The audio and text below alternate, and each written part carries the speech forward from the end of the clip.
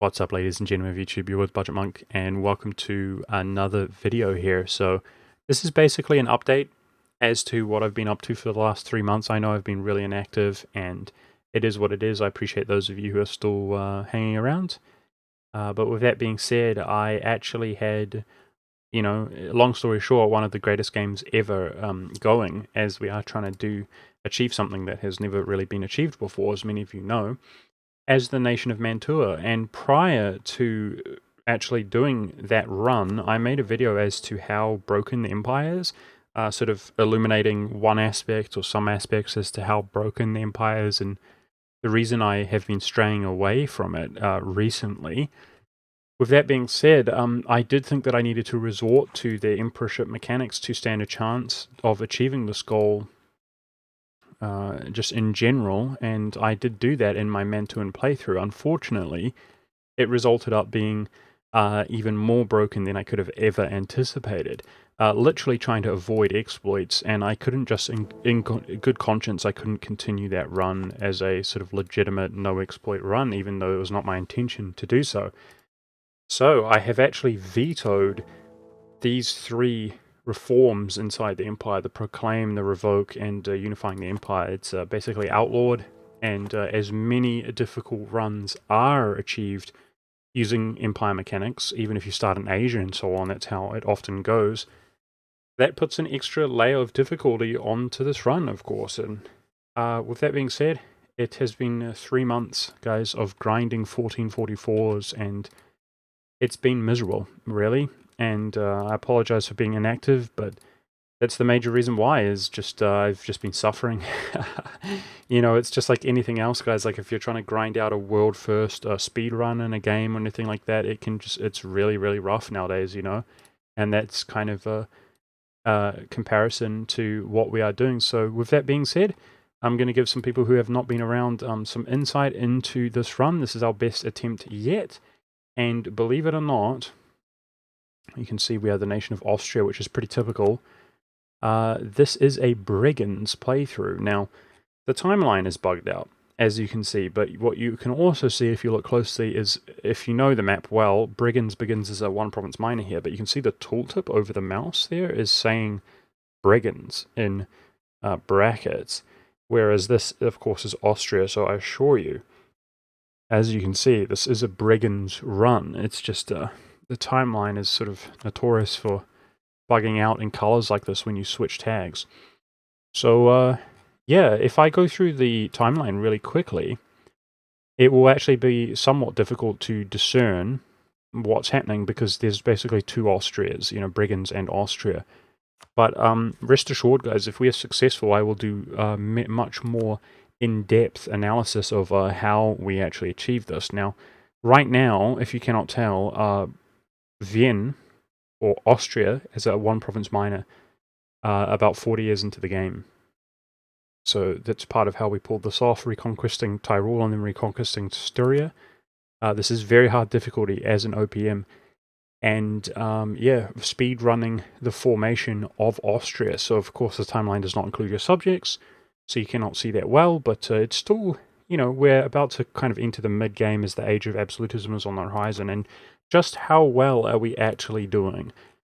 Well, believe it or not, everything that you see here in green is my nation. They are my subjects.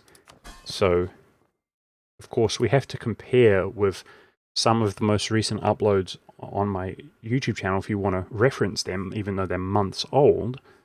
That Mantuan run. We have to compare to that, and I do think this is comparable, but let's be honest, it's potentially worse. There are some aspects which are better, some which are worse, just due to the Holy Roman Empire being so overpowered in that run. But, I mean, isn't this glorious? I really, really, really think this is glorious. So, to reiterate, let alone the personal unions that we have actually incorporated into our country, we have Spain, Saxony, Poland, Milan, Hungary, Bohemia, and Bavaria as personal unions, as well as Byzantium as our one and only vassal. You can see roughly the size of our country. We're all the way out here. We are going to be doing Coptic, and I have managed to spread Coptic to some extent around our country. So yeah, that's an update, guys. I know some of you guys will have tuned in at some point when I've been grinding the 1444s, and I don't know what to say, guys. I've been in a miserable state of mind and so on. But yeah, I guess putting out the rallying cry, if you guys do want to watch, we have finally legitimately achieved what I consider to be the bare minimum, which is basically PUing Spain so that I can form Rome faster and more decisively. And what a big Spain it is. We deliberately fed him all of this land, which is a way when you lack a CB to make one claim over the English Channel, with the Burgundian inheritance, and then feed land to Spain with the mindset of PUing him, right? It costs you no aggressive expansion or anything. And what it does is it boosts your favors, which then allows you to farm trust. And once your trust is high enough, they can't rival you. And you can PU them. You can see we are still currently his dynasty.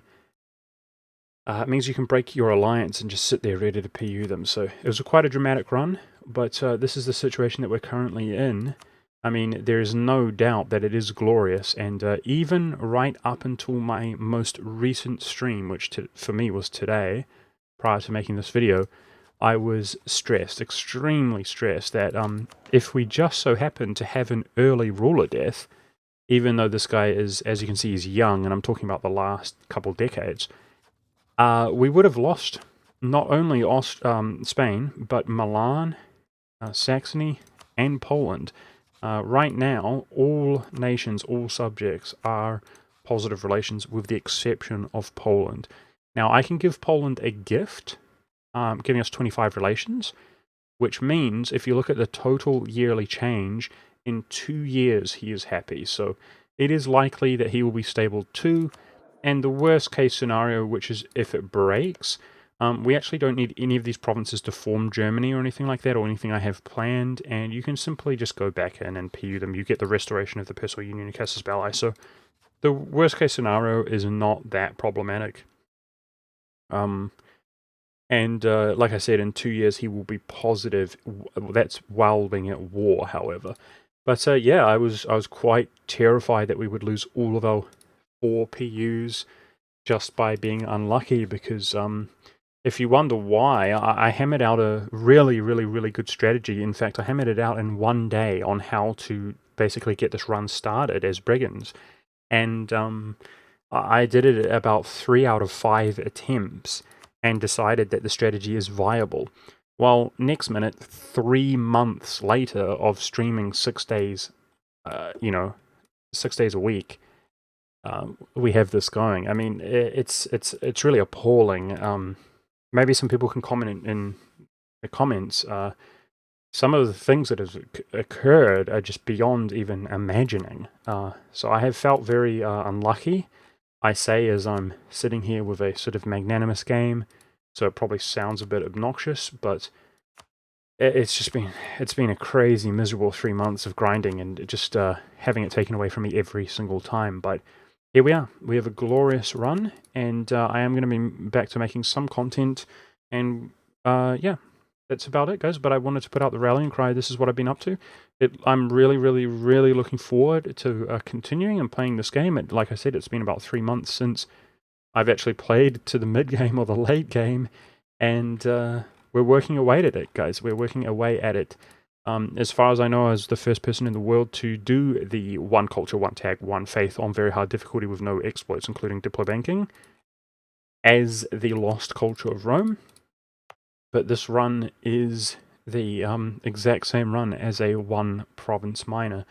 And I'm not saying we're going to get it. I'm not putting it out there that I'm really confident and that it's done. We got this on lock. This is Austrian, by the way, which will become Roman. It will ultimately be the ultimate culture of the world, I suppose, when it switches to Roman. But what I am saying is there's a chance. I think that we can do this. I think that we can, and soon there's a lot of stressful stuff we have to do, including switch Coptic. We've got the Age of Absolutism right around the corner. I'm almost at tier 7. Crownland's doing okay. We have to abandon Austria, which means I need to complete the missions to get some of these bonuses for the entire game. And we need to annex all of our subjects. I'll be doing that at 90% reduced cost.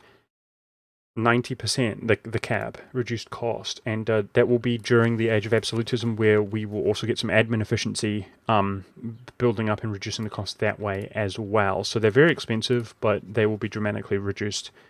And yeah, if you're wondering, I'm not over my relations here. We're at 10 out of 10. This is the religious game. My plan is to actually default Germany down while we are Germanic and we core this stuff quickly, and then we're going to switch religions as it helps alleviate the Coptic situation. We basically fracture our country in between all different religions so that Coptic becomes the dominant more easily.